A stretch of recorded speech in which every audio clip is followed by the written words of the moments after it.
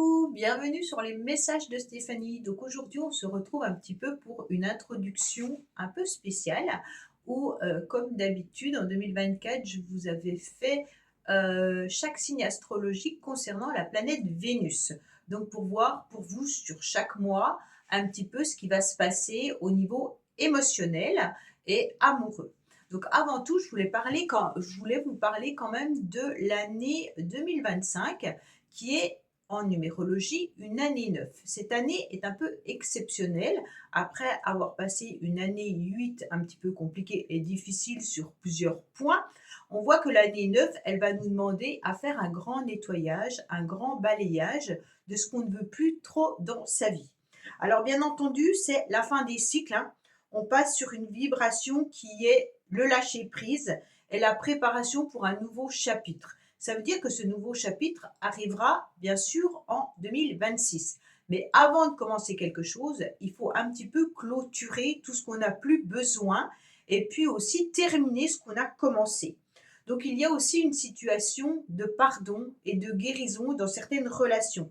C'est une année qui est propice, bien sûr, à régler les conflits. Donc si vous êtes en conflit avec quelqu'un, il est peut-être intéressant de soit tourner la page, hein, de cette situation passée ou de se réconcilier avec soi-même ou avec une ou plusieurs personnes avec qui il y avait des difficultés. Bien entendu, le 9 invite aussi à se concentrer sur des causes plutôt collectives et à développer une vision un petit peu humaine. Donc le 9 en numérologie, c'est l'aide aux autres. C'est également tout ce qui est associatif, bénévolat. Ça peut être aussi tout ce qui peut parler de l'étranger. Donc actuellement, on voit bien qu'il y a des complications, bien entendu, dans le monde et que la France aide, bien entendu, ces pays qui sont actuellement dans des complications. On voit bien que c'est aussi un moment de réflexion sur ce qu'on a envie d'accomplir et puis aussi un petit peu les leçons de vie. Donc, on a passé 9 années, hein, à monter ces marches. Donc, l'année 1, l'année 2, l'année 3. Donc là, on arrive au bout de l'escalier en quelque sorte. Et on regarde un petit peu l'évolution qu'on a eue pendant ces 9 ans. Et donc, on est en train de voir ce qu'on a envie de garder depuis ces 9 années et ce qu'on n'a plus envie de garder. Donc, il y a vraiment l'idée de grand nettoyage, autant émotionnel, parce qu'on peut, si on ne fait pas un grand nettoyage émotionnel de certaines relations, on peut encore traîner les 9 années suivantes avec des cycles qui peuvent être perturbants.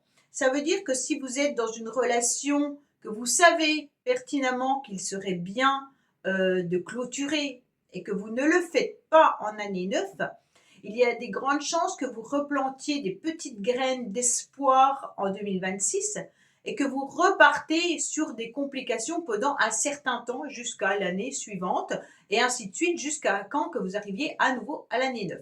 Donc c'est vraiment un petit peu des petites graines qu'on plante tout au long du chemin pendant 9 ans et qu'on voit aboutir et à un moment donné on se rend compte que ça a porté ses fruits, d'autres choses n'ont pas porté ses fruits et qu'on doit un petit peu nettoyer ce jardin où on a planté peut-être trop de choses. En tous les cas, cette année, elle est importante. Si vous ne vous plaisez plus au niveau professionnel, d'envisager peut-être une reconversion ou alors une formation ou déjà de commencer à chercher pour qu'en 2026, vous soyez prêt à mettre le pied à l'étrier. Ça veut dire en quelque sorte qu'on prépare le terrain. On ne commence pas forcément quelque chose en année 9 parce que souvent, ça ne perdure pas dans le temps. Le mieux, c'est vraiment de faire un grand nettoyage, mais aussi on garde des choses qui nous conviennent, bien entendu, hein, on n'enlève pas tout. Ce qui nous convient, on continue à peaufiner, à enrichir sur les années suivantes. Mais ce qui n'est plus très agréable et qu'on sent qu'on commence à se lasser, qu'on sent qu'il peut y avoir des relations qui s'effrichent, et ben là, on se dit pourquoi continuer à enrichir cette relation alors que au bout du compte, je ne m'y retrouve pas. Donc, bien entendu, c'est là qu'il faut peser le pour et le contre de la relation et de savoir si vous êtes prêt à encore vous engager ou pas. Il y a vraiment une introspection et, et on pèse le pour et le contre de tout ce qu'on a fait pendant ces nombreuses années pour voir ce qui est intéressant, bien entendu, à continuer à développer pour son bien-être personnel, hein, et puis son bien-être et son enrichissement, et tout ce qui nous détruit plutôt, euh, qui là est intéressant de clôturer. D'accord? Concernant les vidéos suivantes, ça veut dire Vénus, que je vais mettre pour chacun des signes astrologiques. Vénus est la planète qui est associée, bien entendu, à l'amour, aux relations, à la beauté, à l'harmonie et puis au plaisir. Donc elle influence la manière dont une personne exprime, bien entendu, ses sentiments et son rapport aussi à l'esthétique. Donc sa position dans un thème astral révèle des informations sur vos goûts artistiques, sur vos valeurs personnelles et puis aussi sur vos relations amoureuses. Donc bien entendu, pour chaque signe, je vais vous dire au mois de janvier, c'est comme ça, au mois de février, ça sera comme ça, au mois de mars, ça sera comme ça. Alors bien entendu, hein, ça sera juste une phrase, mais ça vous permettra de savoir à quel moment, en tous les cas, Vénus sera dans votre signe, et ça sera le moment où ça sera le plus important pour vous. Alors des fois, Vénus vient plusieurs fois dans le même signe astrologique, donc elle peut repasser parce qu'il y a une autre planète qui a rétrogradé, et donc ça permet d'avoir Vénus 2 fois dans son année. Donc c'est intéressant parce que là, c'est un petit peu bingo en quelque sorte, hein, un peu la chance, d'accord? Donc c'est une période où on a beaucoup de charme, beaucoup d'harmonie, où c'est que la relation avec l'être aimé est beaucoup plus importante. Si on est célibataire, bah, qu'on peut rencontrer quelqu'un de plus intéressant. Voilà. Et neutre, bah, c'est qu'il ne se passe pas forcément grand-chose. Et puis après, bah, il y a l'hypersensibilité, il y a des moments où c'est un petit peu plus fragile. Donc voilà, je vous dirai ça pour chaque signe astrologique. Alors je vous dis à bientôt par rapport à votre signe. Vous pouvez écouter bien entendu les autres vidéos sur les messages de Stéphanie. Pour les taureaux, bienvenue sur les messages de Stéphanie. Donc on se retrouve pour votre vidéo concernant Vénus tout au long de l'année 2025. Qu'est-ce qu'elle va vous apporter, cette petite planète, et quand est-ce qu'elle rentre dans votre signe pour pouvoir savoir à quel moment vous pourriez être dans votre potentiel pour rencontrer votre âme sœur.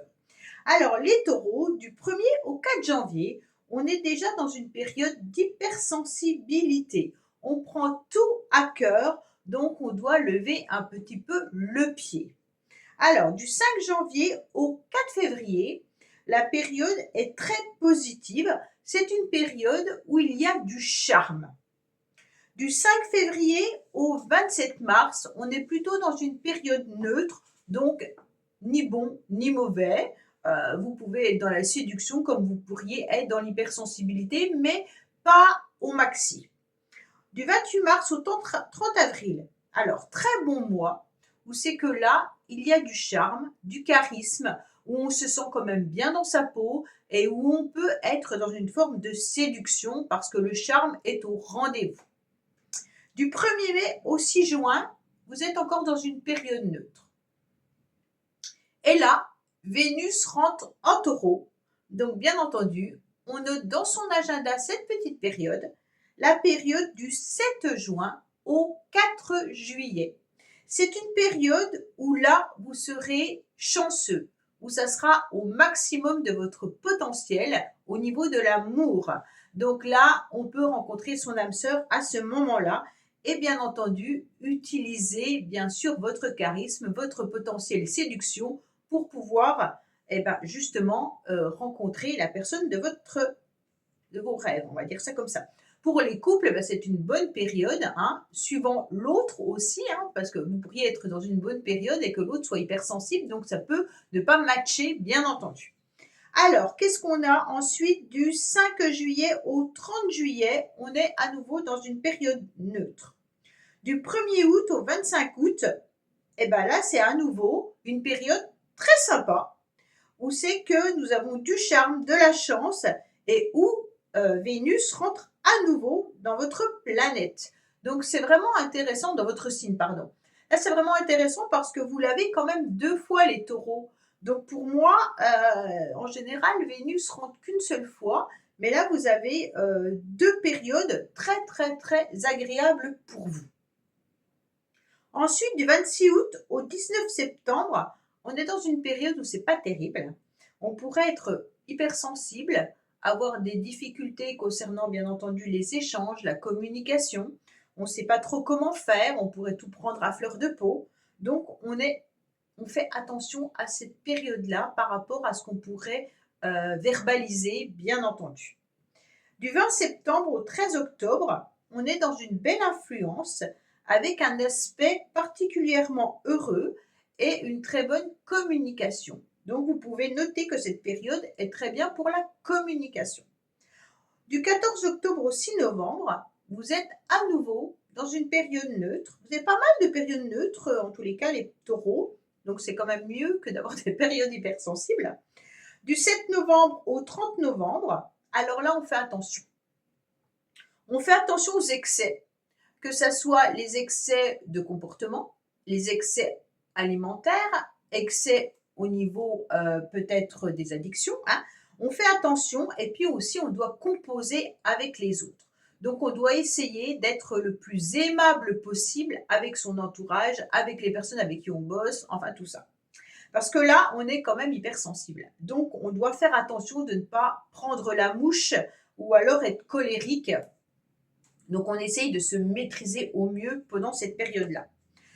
1er décembre au 24 décembre, vous êtes encore dans une période neutre, donc pas grand-chose. Hein. Du 24 décembre au 31 décembre, très belle position de Vénus, où on a du charme, de la séduction et de l'attirance. Donc c'est pas mal, parce que vous avez quand même 1, 2, 3, 4, 5 périodes neutres, quand même pas mal de charme. 1, 2, 3, 4, 5, 6.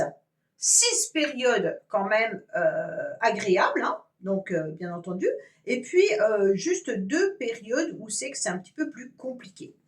Voilà, amis taureaux, écoutez, j'espère que ces petits messages vous apporteront, donc n'oubliez pas de les noter sur votre petit agenda, et puis ça vous permet aussi de savoir pourquoi parfois on est un petit peu piqué à vif, on se dit c'est pas vraiment de ma faute, c'est parce que en tous les cas Vénus me joue des tours.